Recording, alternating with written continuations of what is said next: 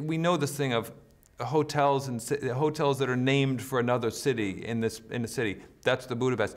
Our country is invented, and I think it combines Hungary, Czechoslovakia, Poland. It mixes together many countries. But Budapest does get special notice as the namesake of our hotel.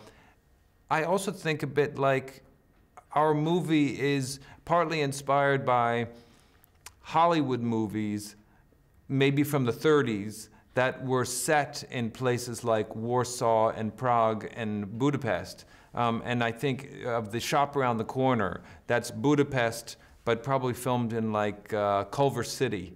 So I feel like that's a bit of our reference.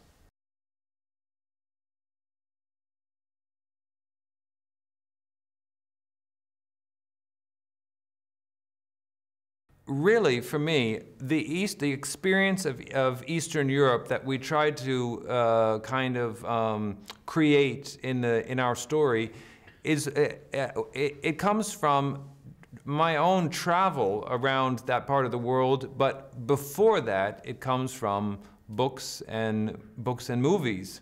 And my impression of it. That's why when I say that there's a Hollywood version of Eastern Europe. But those are movies that were made by Eastern Europeans, by people from Berlin and Vienna who were working in Hollywood.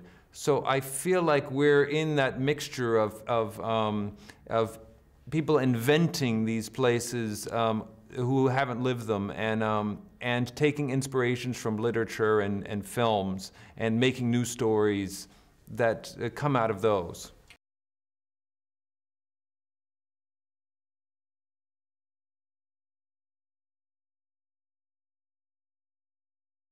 You know, as you go through all these different aspects of this era and this culture, this broad culture, it's a very rich art period.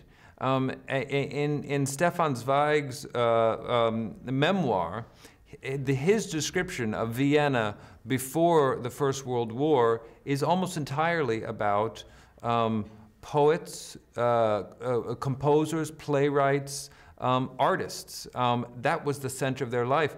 He describes his world. He saw a sort of shift in the next generation towards sport, but for his group, for his contemporaries, it was all these arts, and they were the rock stars of Vienna at that time, and yes, so that's partly what I sort of see. There's so much to draw on, and to I would say even to steal from that world at that time, and that's part of what our movie is collecting these inspirations.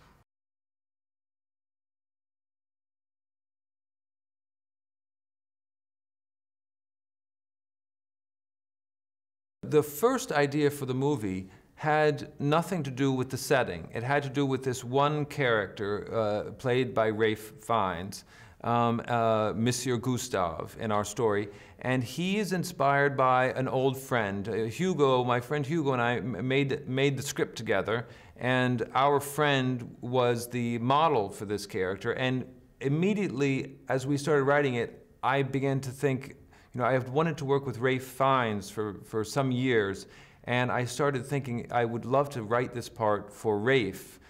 In the end, I really don't know who else could play this, and nor would I want to see anybody else play it. But that's what it began with, and then we combined that with my kind of feeling that I would like to do something that was in our own invented version of Eastern Europe. You know, this movie, we have quite a large cast, lots of people who I've worked with before, but several people, Rafe and Murray and Jude Law, Tom Wilkinson, Saoirse Ronan, people who I've never worked with before. And it's very fun for me finding new, you know, getting the chance to work with actors who I love, who I've never worked with before. And Murray is a very interesting one, and I think I think maybe he says this because I felt like he was having fun on the movie, and I don't know if that's, I felt that I was seeing him a bit bemused and curious about our whole way of doing things, and that he was liking it. We had a great time with him. You know, he has a wonderful voice, and he has a very powerful kind of presence.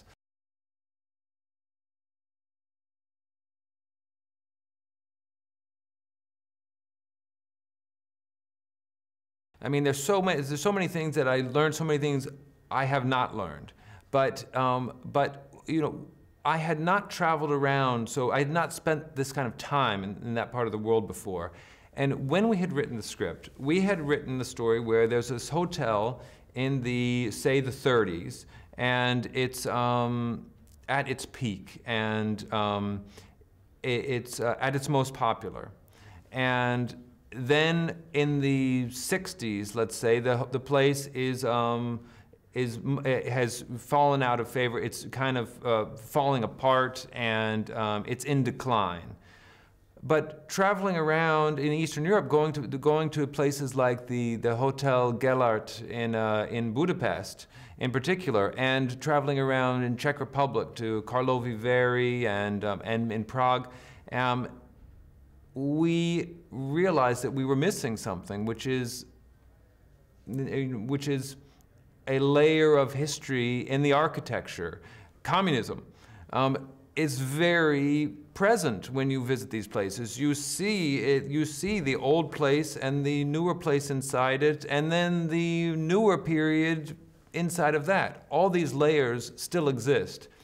So we changed our story a bit without really rewriting it. It was in the design and the architecture of our movie. We sort of automatically started to build in something about the history through the architecture.